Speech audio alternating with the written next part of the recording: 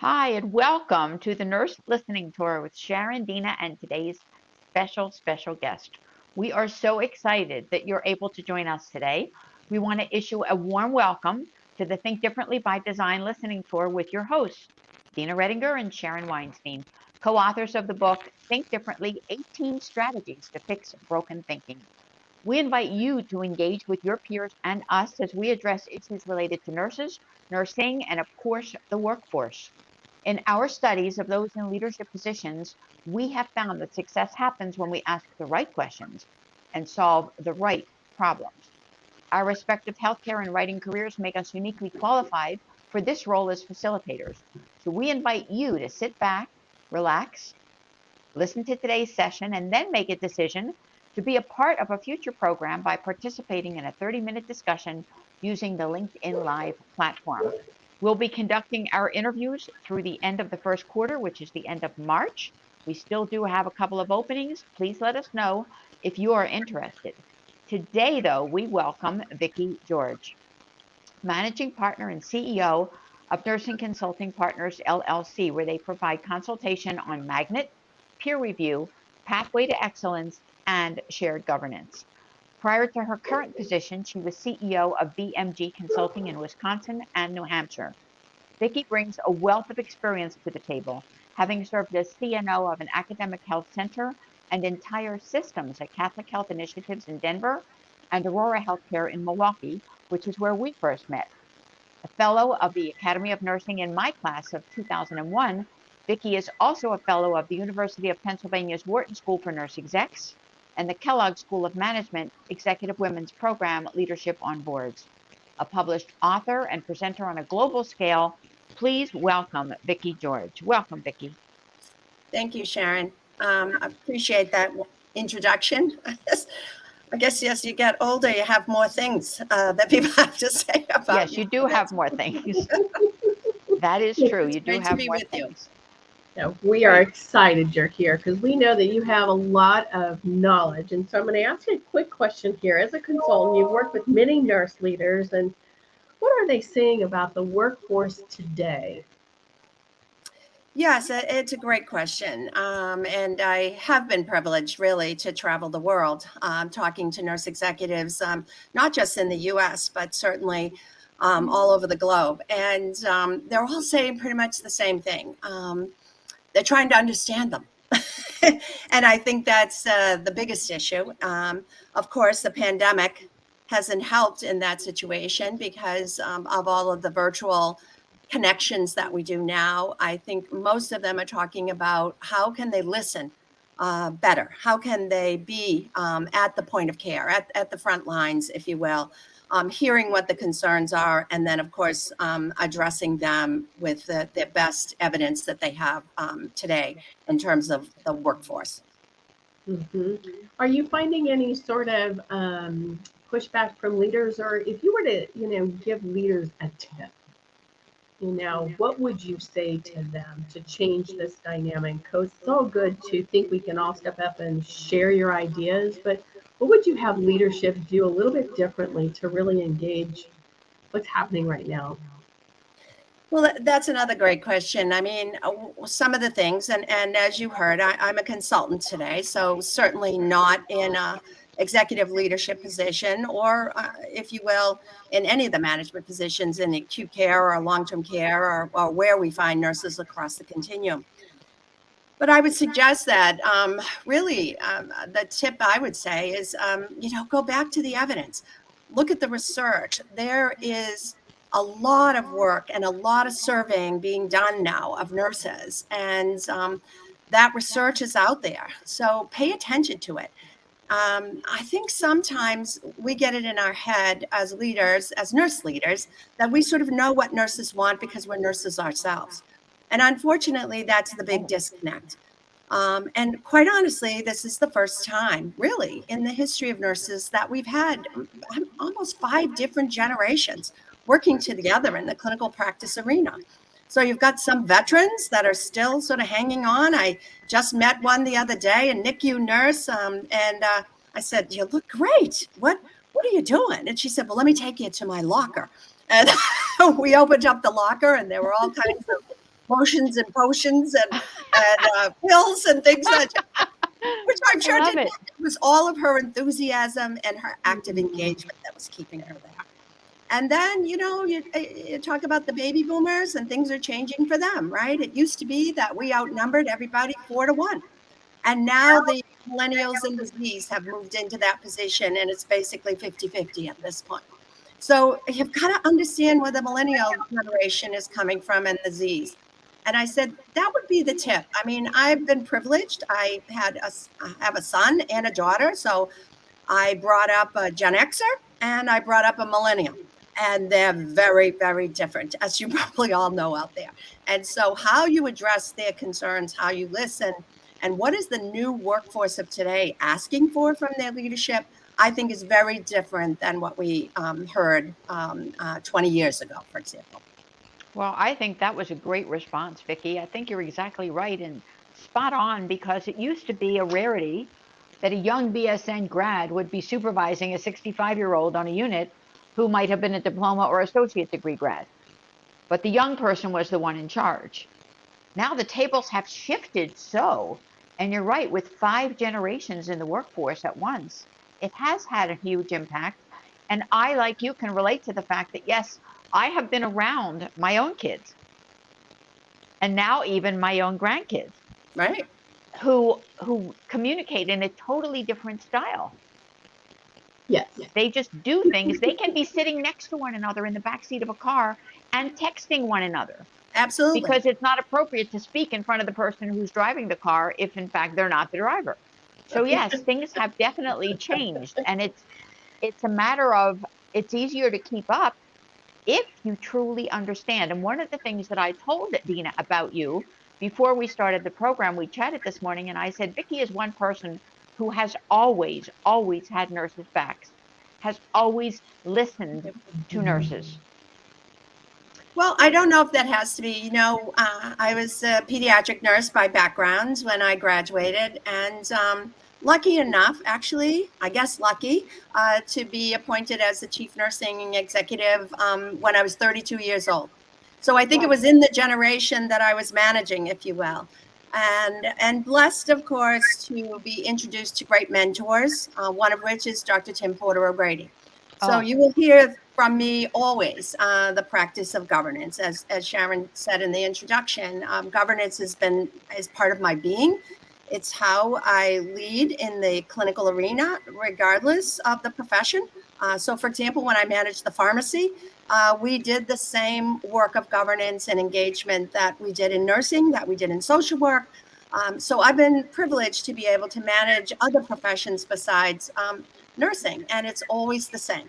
They all have the same knowledge worker need to contribute, and not just their opinions. They want their opinions heard, and they want them acted on, and they want to act on them themselves, and that's where ownership comes in. So all of what I hear from chief nurses today is this scramble around the staffing issues, of course, post-pandemic, the workforce issues that they're struggling to address. And sometimes I wonder why, we don't go back to our past. We've got a wealth of wisdom in our discipline, and we've tried a number of things. It's time to sort of really pause for a moment and say what's worked and what hasn't worked. And we know in today's environment today that employee engagement is the critical element. How do we get staff engaged? And so, to me, the work is really around for professional nursing, around governance. Having the ability to self-regulate your discipline is a professional obligation. It is not an invitation. It is an obligation. And who can we look to be the great sort of role models of that? The medical staff. Becoming a chief nursing executive gave me great opportunity to partner and work with physicians across the world. And what I've always respected about them is their control over their practice as it relates to their governance structure. It is theirs. It is run by them. It is dictated by them, if you will. And because of that, it gives them the autonomy, not just in their individual practices, but of course in their organizational aspect of the care. So why I ask myself to chief nurses across the country is governance and the ability to sort of understand and become expert in governance, not a competency of the American Organization for Nurse Leaders. Great The question. research Why is isn't very it? clear. Why is Yeah. this? Now, I've been told that there's a lot of work being done to look at the new competencies for AONL. And I think that's great. I think we always have to look at that and evaluate and reevaluate. But I would suggest to you that the research is very clear, that engagement is the number one priority. And of course, the well-being, right? So the millennials are the first to bring the well-being issue to the table. But governance is an opportunity. It's a structure. That's all it is. It gives the opportunity for decision-making to happen at closest to the point of care and by those who really own the decisions to be made. That's engagement. And how we use that as leaders is critical, I think, to our success. It certainly has given me a lot of success over the years, such that I was just talking with somebody today, a young nurse leader, and she said, "Well, why?" And I said, I can't tell you the why, except that it builds trust. And trust is a key element of engagement. And people want to know they can trust their leader and that they can trust their coworkers. And that gives them the opportunity. In fact, I just want to give a plug. There was some research just came out of the Cleveland Clinic nursing, and they asked nurses about governance, those at the point of care. And those that were involved in a governance structure, whether it be a unit-based council, organization-wide, a committee, a task force that they were asked to be involved in, they scored statistically significantly higher in nurse engagement. So what more proof do we need? It's time. Right. The proof is out there. And look at this comment. Dina, do you want to comment on Yeah, this? sure. So Patricia, thank you so much for the comment. Patricia shares it's also important that nurse managers possess scientific research skills, which is a very important skill today and often not taken into consideration in nurse training. Well, I would definitely agree with that. And that's a great comment. I would say, yes, I remember one organization, actually, it was Missouri Baptist, and there were two nurse scientists there. And we were talking about, meeting the magnet standards and those types of things. And we just sort of sat there brainstorming for one day. And we said, who's really left out of the equation here? It's not the clinical nurse. They're always involved in the evidence-based application for clinical nursing practice. Let's put on a session just for the leaders, for nurse managers, for the directors, for the CNE. And they did.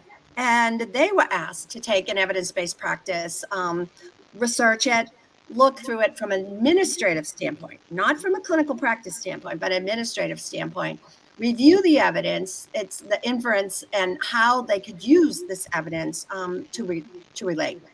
I would point out to you in the comment that there's a great article out there by Jerry Spicer, who is a director, regional VP at Kaiser in Southern California. And he and some colleagues looked, not a meta-analysis, but they looked at the research done in the last 25 years around leadership in nursing.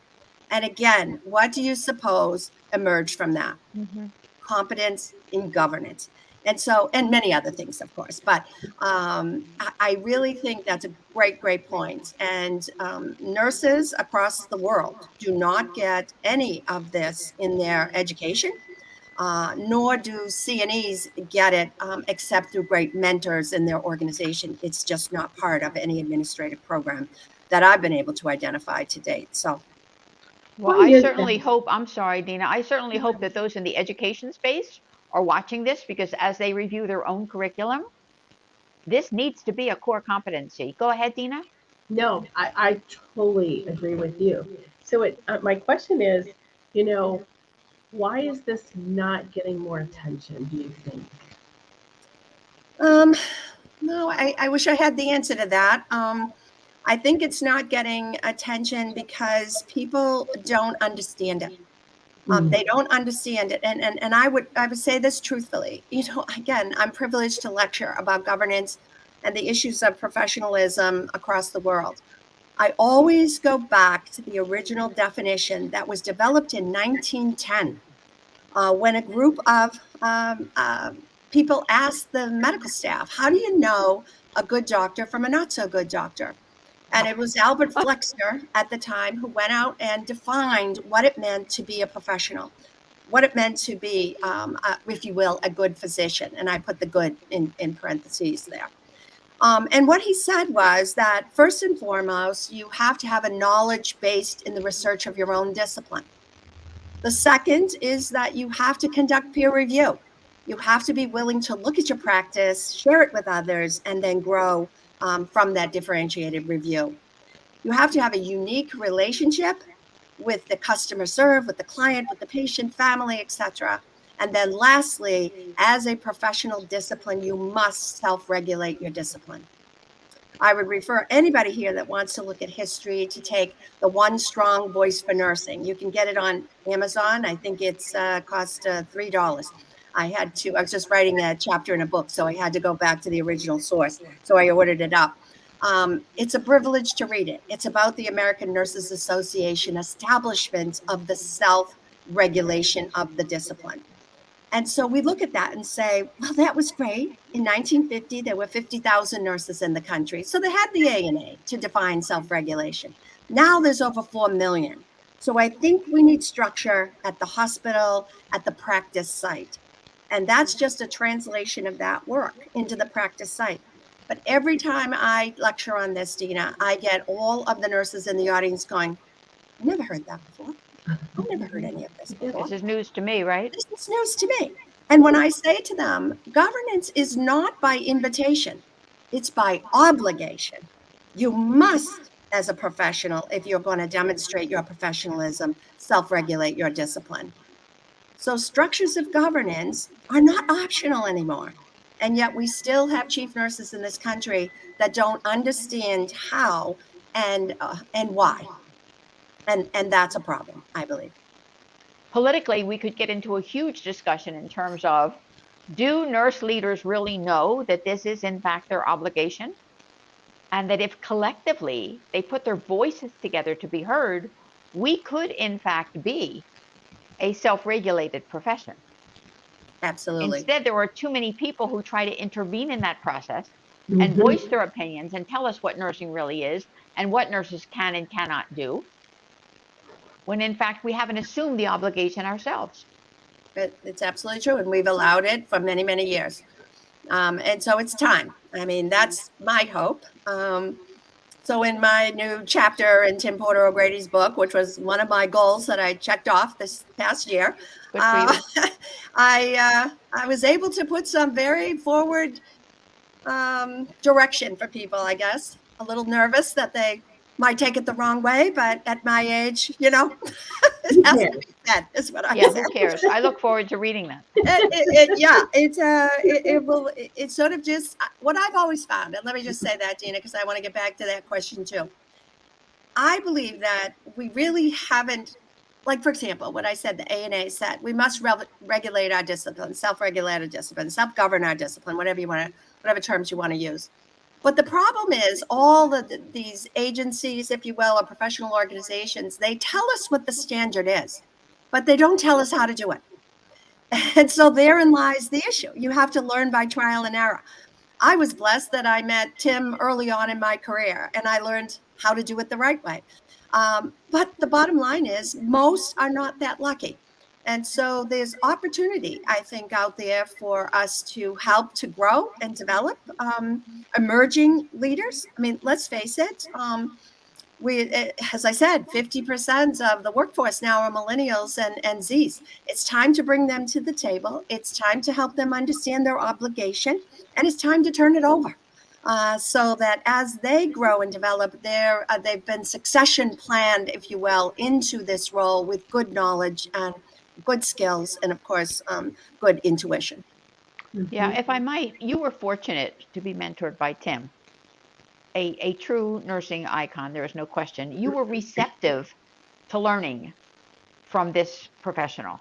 Not everyone would be as receptive as that. In your own career, you've been a CNO at a very young age, leading a system. Would you go back to a role like that today?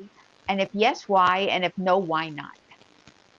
Ever since you sort of primed me with that question, I've been not sleeping at night, Sharon.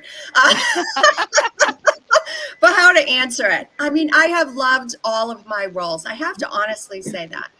The role, however, that I loved the most, aside from, of course, being a direct care practitioner, I did love that role. And I left that role and went into management because I wanted to impact change in the professional practice environment, not in the professional practice of nursing. So I took on the manager role. The manager role, and it was my very first leadership role, was the best role I ever had. And it is proven now to be the backbone of the healthcare system. That nurse manager, the first trusted advisor of the staff, even in the original magnet research that was done in the late 1970s for recruitment and retention, mostly retention strategies. Yeah, right? Because we were in a severe nursing shortage at the time. One of the key elements these nurses said, clinical nurses said, when they were asked why they stayed in their organizations, one of the key elements was a trusted first line supervisor. Yep, my manager. Mhm. A manager. And now we see from Gallup and all these organizations now that if you don't develop that manager, if you don't give them the skills in terms of how to grow professional nurses, in this case, or professional pharmacists, if it's in the pharmacy, or social workers, whatever professional discipline you're trying desperately to manage, if you will. If you don't grow those professionals, if you don't engage them in the work, if you don't spend time talking to them about their well-being, and I would say I was on a dissertation committee for a young researcher, Dr. Kelly Kostich, and her research was actually using nursing theory in caring with nurse managers. And she was able to demonstrate that those nurse managers who demonstrated caring behaviors to their staff were those who had better outcomes on their unit. So it's all out there. It's how we access it and how we apply it.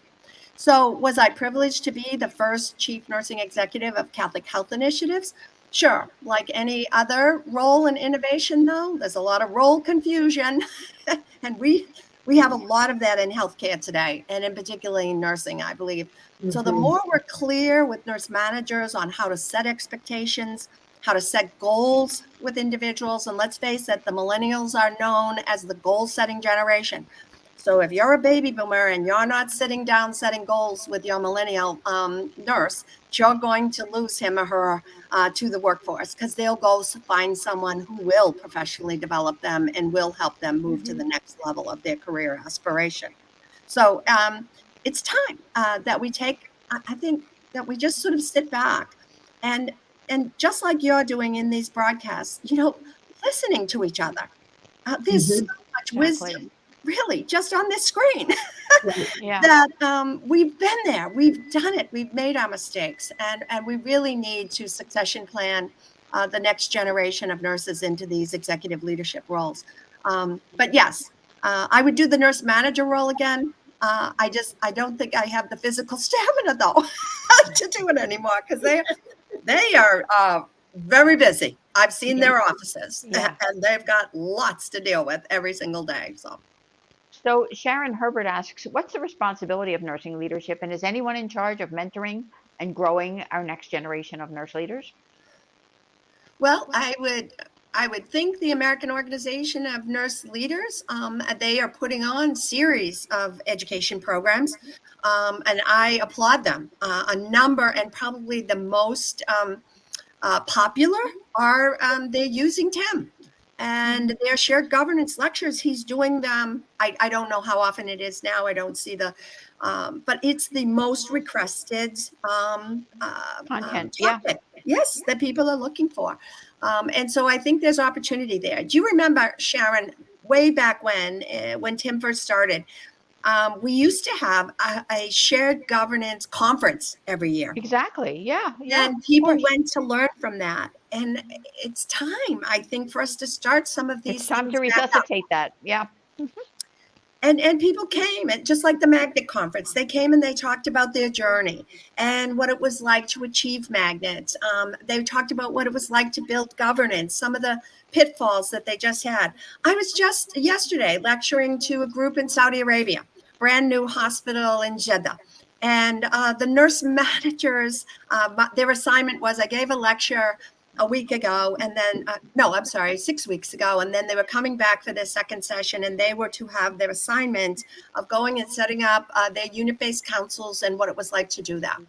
And it was fascinating to me. It was so easy to respond and help them because they were identifying all the things that we've heard for the last 30 years. The challenges that are out there, the work of management to help to facilitate, coach, mentor, develop these young emerging clinical leaders so that they can turn over practice decisions to them with trust, integrity, and the willingness to learn from them as well. Exactly. Yeah. So it's relevant, and it continues to be relevant, and we need to continue to push it. It does. Thank you for that. We had Dina? a question for you, which was very Sure. interesting because you answered it very clearly. When you talk about what is going to entice recruitment and retention, it's the healthcare governance. Mhm. I mean, you answered it. I mean, truly, that's it. And Exactly. no one's really looking at the word governance. You know, Right. they're really not. It's Well, not. it's It's not a common language. Yes. No. Well, it is. And I do think, and I, every time I meet a group of new graduates, for example, and I'm privileged to do so, and I think every instructor that's out there that has the privilege of teaching in the schools of nursing, they have to help new graduates decide that don't join an organization that doesn't have governance. It may not be a perfect model of governance, but at least they believe in the concept of self-regulation. And you'll be walking into a professional practice environment, not just Exactly. a practice environment. Exactly. And they have to be encouraged because they pick and choose now on the basis of magnet status or not. And buried, of course, in that magnet status is the belief that alive and well in these magnet organizations is a form of governance and shared decision making. And so they choose on the basis of that. That's what attracts them, Vicki, and that's what keeps them. And that's what keeps them too, Sharon. Absolutely. It was just really relevant the other day. I was doing a magnet mock review in an organization. And I asked the nurses, I typically ask them, if you're there longer than 5 years, why have you stayed? And if you're there less than 5 years, what attracted you to this organization? What I sort of believe that probably the researchers of the magnet program, Dr. Maggie McClure and Dr. Muriel Poulin, asked many, many years ago. And what this one nurse said is she said, I've been here for more than 5 years. I've been here actually for 13 years. It was when the new chief nursing officer came and engaged us in the governance structure that I saw the shift. That was an important shift for me to see. And she said it right out in a group of her peers, and they all nodded. And they all said, yes, that's when we saw our value to the organization. And of course, our value is through governance. There isn't one organization that doesn't want to improve clinical quality, that doesn't want to improve their customer experience, that doesn't want to be profitable and obviously sustain themselves and their mission.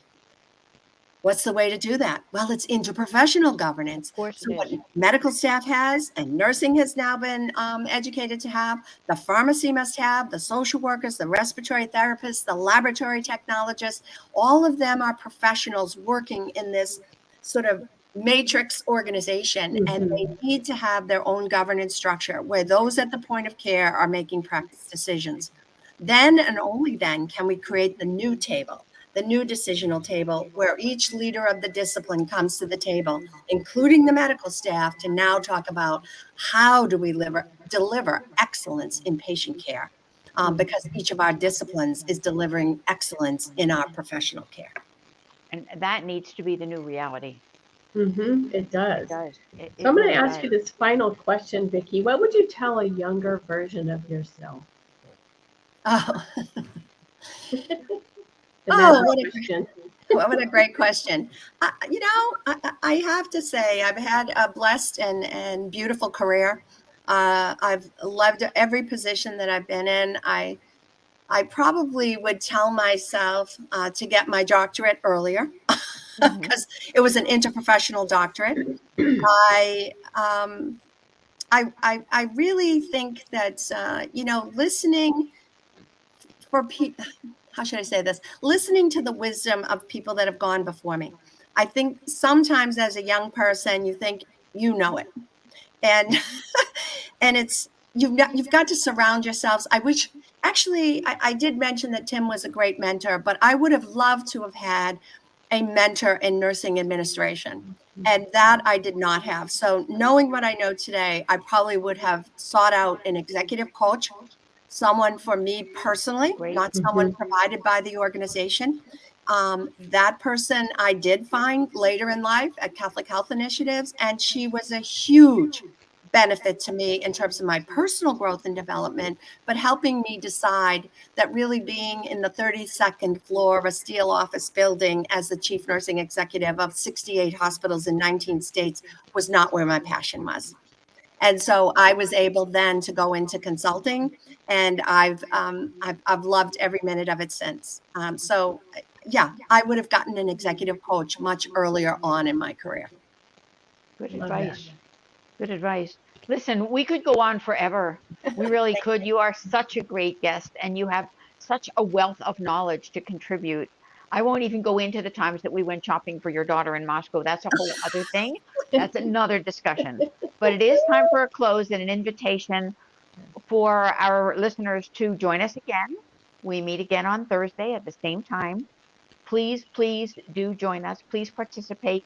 We value and benefit from your comments. And I want to take this opportunity to thank you, Vicki. It has been a pleasure to have you join us today. Thanks So very thank much. you. Thank you you. very Thanks much. for the opportunity. I really appreciate it. Yeah, you were great.